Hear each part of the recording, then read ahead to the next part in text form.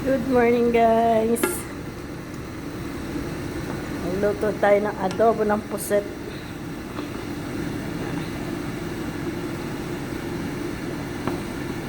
Hindi siya masyadong makulay kasi tinanggal ko yung itim.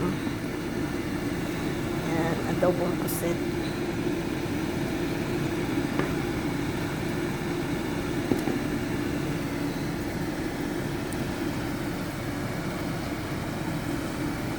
Tapos nakaluto na rin ako ng hipon.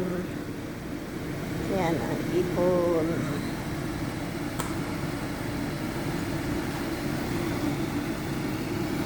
Mag-seafoods muna tayo ngayon.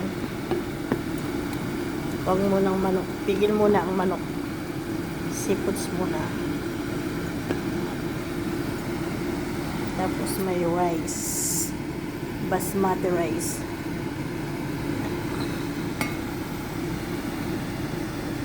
Happy weekend everyone. Ingat po tayo lagi. Thank you for watching.